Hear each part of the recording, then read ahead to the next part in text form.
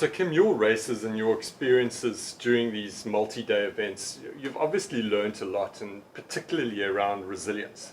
How's that helped you cope with this pandemic, 2020 and 2021, if at all? Pete, that's an interesting question. And I think before I even start to answer it, I want to distinguish between what I call challenges and what I call adversity. Now, a challenge is a hard thing that I choose, like rowing across the ocean, like running around the country. Adversity is a hard thing that I don't choose, like getting cancer, like being retrenched, like being locked down by this pandemic that trashes our livelihoods and takes away our wine. And I think the difference between the two is that in a challenge, we've chosen it, and we have at least the illusion of control and certainty. And even when things get hard, because of this illusion of control and certainty, I can somehow tap into this natural resilience that I have. But in adversity, there is no choice, and there is no illusion of control, and there is absolute uncertainty. And somehow, that combination of things manages to immobilize me in a way that I haven't really been able to tap into my natural resilience. And so I started asking myself, what do I need to do to change that so that I can actually tap into all of this resilience that I've built over the years?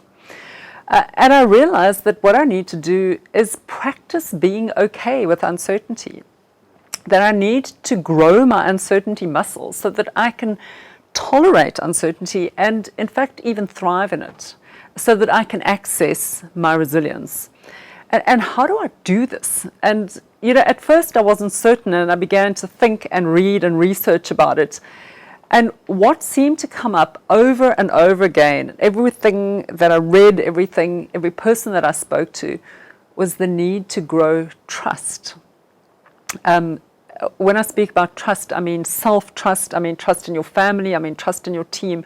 So the need to really create an environment of trust. And when I speak about an environment of trust, for me, that environment looks like this. It's a safe space where you can be your authentic self, where you can be vulnerable, where you can be open about your strengths and weaknesses, where you can actually say, I have no idea what I'm doing. I'm terrified. I'm really struggling here. Please help. And we really need to build those sorts of environments.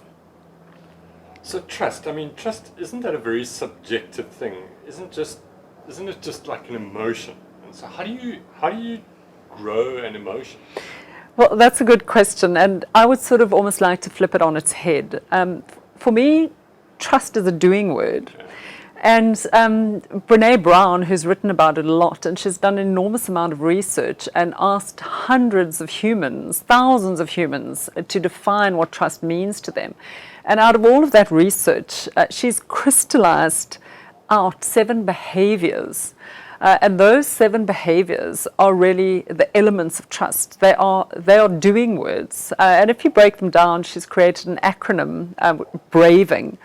And there's no time to actually unpack them now. But those words stand for boundaries, creating boundaries, being able to communicate my boundaries to you. You can communicate them to me. You respect my no, and I feel the same about yours. Reliability.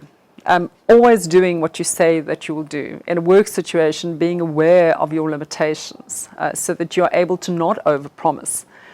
Accountability, being able to say, I'm so sorry, I totally screwed up. This is what I'm going to do to fix it. The next one is vault, and she describes that as not sharing stories that are not yours to tell. There's not lots of time to go into that now, but that is absolutely critical. I can't trust somebody if I don't know that my stories are safe with them.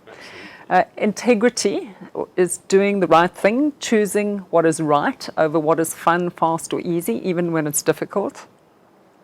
N stands for non-judgment, so you can ask for help and I can ask for help in an environment where we feel safe to do so. And the last one is giving the most generous interpretation of your team's actions or words or behaviors, jumping to the best possible conclusion about the people that you work with and even about yourself.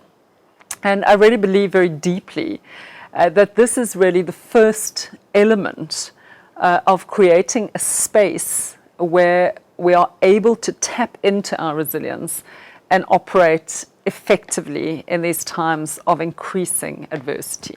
If you had to just give a message to people that are watching this right now, what would you say to them around trust? That would be, and I know this is just very short, but what would you say to them around trust that would help them grow resilience? I would say trust is a doing word. Yes. I would say that focus on becoming trustworthy yourself rather than complaining that you operate in a space, in an environment that is not trustworthy. And I would say that in order to tap into the natural resilience that we all have, especially as South Africans, the first thing that we need to do is develop that trust muscle. And I would love to have more time to tell you exactly how to do that, but I think that will be in installment number 2. Absolutely. Thank you.